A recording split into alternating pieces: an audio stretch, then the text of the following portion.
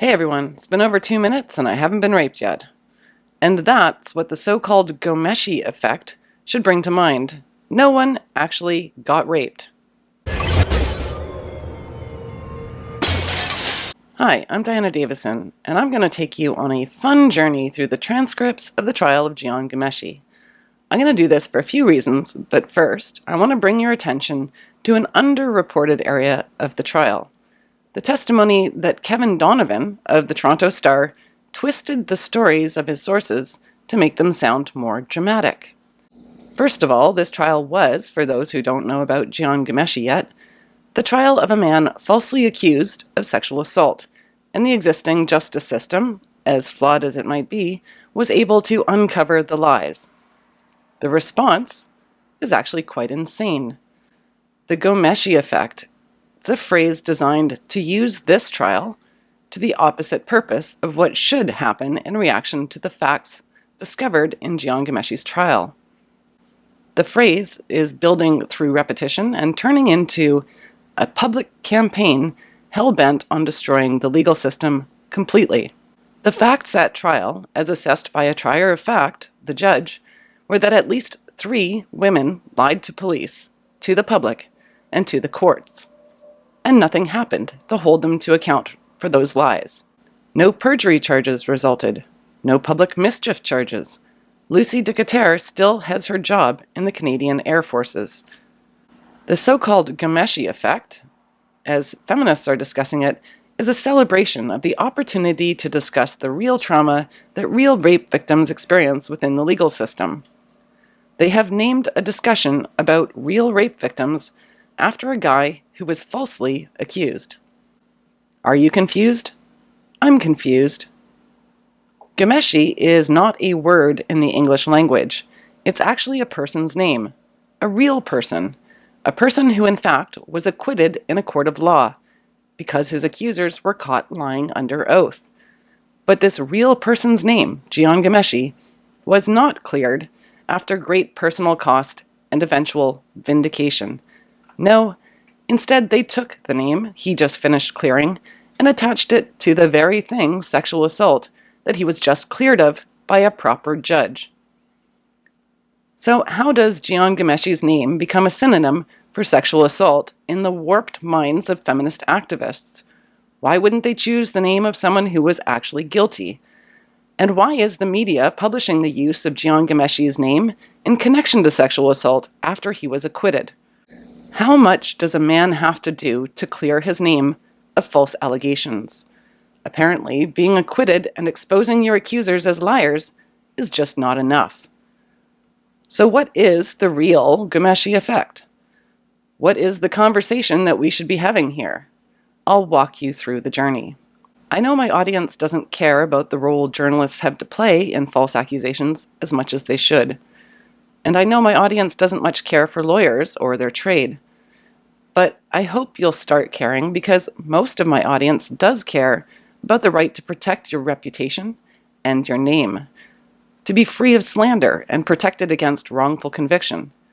My audience, I hope, cares about a free society maintaining your right to a fair trial. My audience, I hope, cares about protections against having your name turned into a synonym for sexual assault even after you won your day in court. Jian Ghomeshi deserves the right to his own name. He won that right in a court of law. So now, the public, who our legal system is supposed to represent, has to decide whether a court of law has any meaning left. Maybe we've just descended into mob rule. That is the world feminist activists are now endorsing. I do not. This is not hyperbole. The so-called Ghomeshi Effect is an opportunistic employment of an innocent man's name to mobilize changes to our legal system and, as a result, our freedom from wrongful persecution. Think on that. Think about what the world would be like if you were not allowed to prove your own innocence. That's the world Jian Ghomeshi lives in right now. And who led the charge in slandering Ghomeshi's name? The Toronto Star.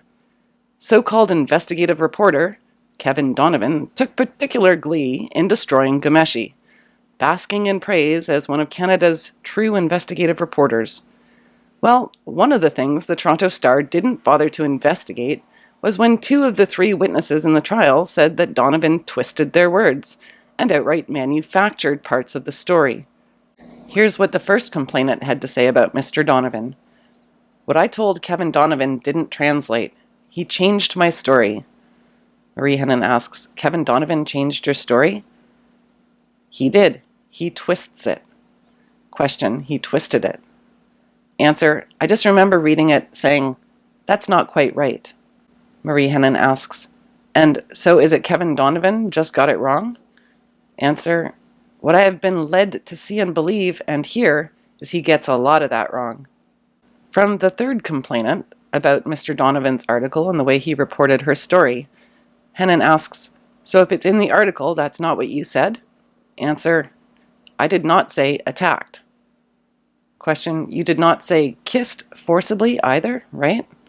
Answer, "No." Hennon asks, "Because it was a makeout session?" Answer, "Yep." In addition to that, Hennon asks, "All right, and so I just want to have your evidence on this. Is this something else that the Star and Mr. Donovan got wrong? Or did you in fact tell him groped?" The answer, "I did not say groped." Hennon, "Okay, what?" Answer, "It was, no, I didn't." Hennon says, "All right, so attacked is wrong, kissed forcibly is wrong, and that you were not groped. Do I have that?" Answer, "Yes, you do."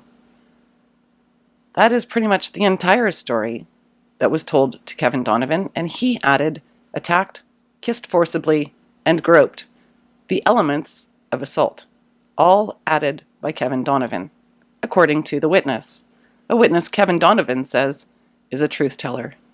Now, Kevin Donovan has a book coming out called Secret Life, continuing to smear Jian Ghomeshi's name, and anyone who reads it should know in advance that women are claiming he changed their stories and added elements of assault to his sources' claims.